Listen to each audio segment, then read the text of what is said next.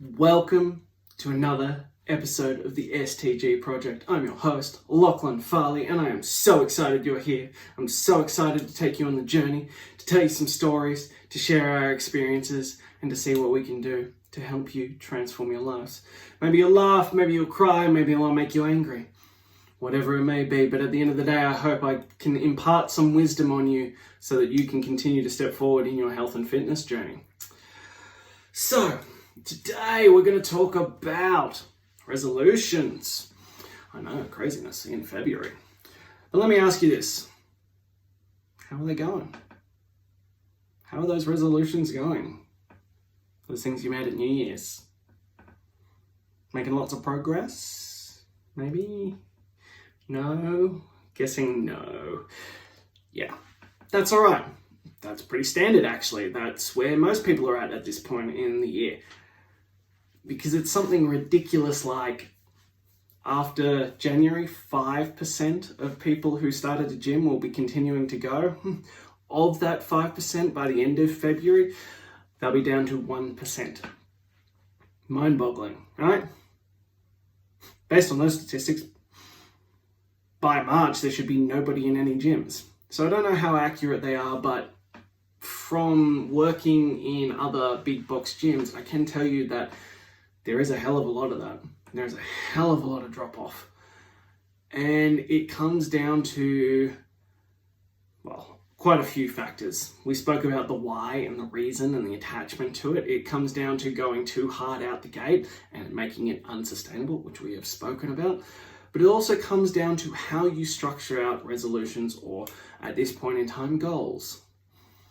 And how you do that will directly impact the likelihood of achieving it. So, for example, let's say I want to lose some weight. That's your resolution. I want to lose weight. Cool. What does that look like? What does that mean? You lost 100 grams? Are you going, woo, party, achieved my goal? My guess is no. I'm guessing that's not what happened. You have a specific idea of potentially dress size, how the body would look, something along those lines that is more driving it than just a random arbitrary figure. And as we've discussed before, the number on the scale is an evil thing and it's a liar and you should just destroy it because it doesn't actually give you any reasonable feedback. Because you can lose weight and be unhappy. You can gain weight and be happy. It's about the greater perspective of that because the scale doesn't actually indicate, are you healthy? Are you fit? Do you look the way you want to look? Things like that. So setting randomized things, A, doesn't attach any reason to it. So when things get hard, you're not going to continue. B is really indistinct. So how do you know when you get there? How do you know if it's working? All those kinds of things. So we need to progress into something better. So what we teach is what we call action goals. Now, action goals are really important. And I can promise you, if you can implement action goals, you're going to get some results. You're going to see some true changes and you're going to feel better about it. So what does an action goal look like? And I know, I'm sorry, no, not really a story today, not as interesting, but this is a really important topic. So I wanted to cover it and get, serious with you, get down into the importance of things. So an action goal looks like this. I'm going to walk 3 times a week for 2 kilometers. Okay? Do you see that? Do you see how that's different to I'm going to lose weight? So you might have 4 action goals, which will equal you losing weight. So it could be, I'm going to walk 3 times a week for 2 kilometers. I'm going to lift weights 3 times a week at Step to Greatness. So we're stepping forward, we're stepping these out. I am going to make 50% of my plate vegetables. I'm going to have protein with every meal. I'm going to drink 2 liters of water a day. These are action goals. These are things that you can control on a daily or weekly basis. These are things that you can tick off that you did. And as you do them, then you will get results. This is why action goals matter. This is why action goals are important. This is why controlling what you can control is so much more important than the external end result. And by doing this, you will pretty much, assuming you've built your action goals correctly, get the end result. And just between you and me, if you wanted to lose weight, doing those action goals would pretty much guarantee it.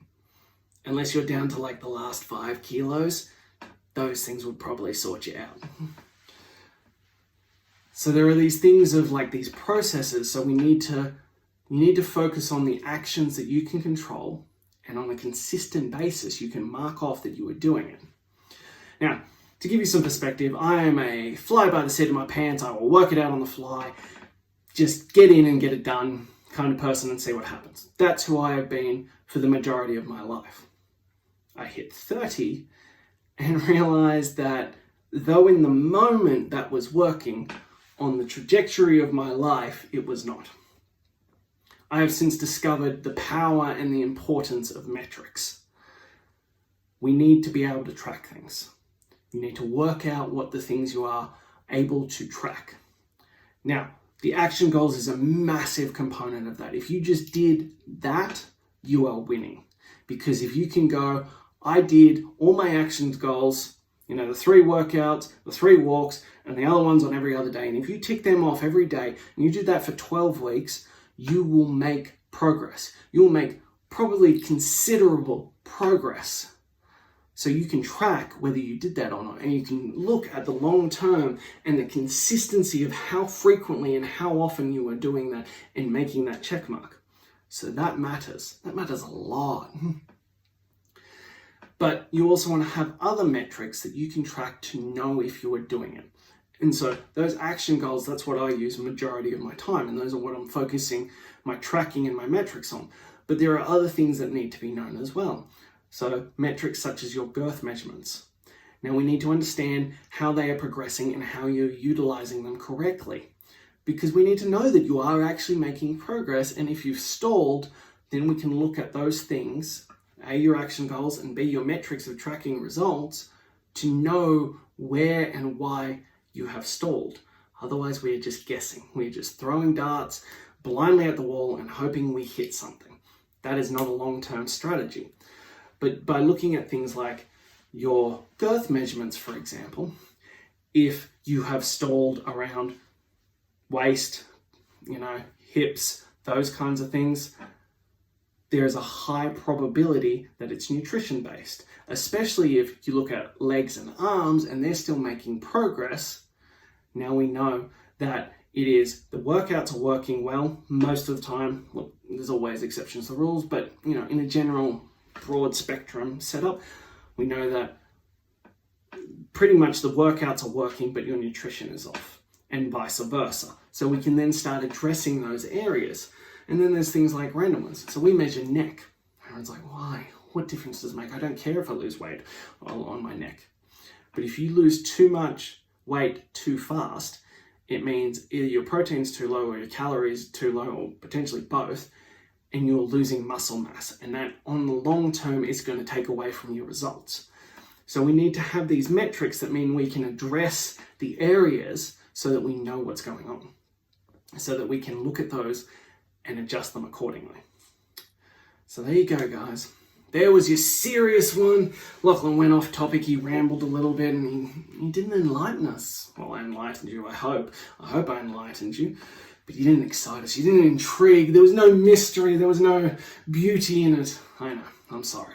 But still, I hope you enjoyed, I hope you learned something, I hope this helps. So my advice to you is please go out, write some action goals, 3 to 5 of them. Right, I commit to X. Write them out, 3 to 5, and sign it at the bottom. Make a contract with yourself, commit hard, and get some serious results. If you would like some help with this, please email me at lachlan@stgreatness.com and send it through. Put in the subject line, action goals, and I will help you write some amazing action goals. On top of that, if you enjoyed this, if you found value in this, if you thought it was funny, enlightening, whatever it may be, please share it, spread the word. We are trying to make We're trying to launch a movement here. We're trying to impact the world. We're trying to change some lives, and I need your help to make that happen. So please help us out, leave a review, spread the word, share it with friends, do the things that help us out. Until next time, I'm Lachlan Farley, and I'll talk to you soon.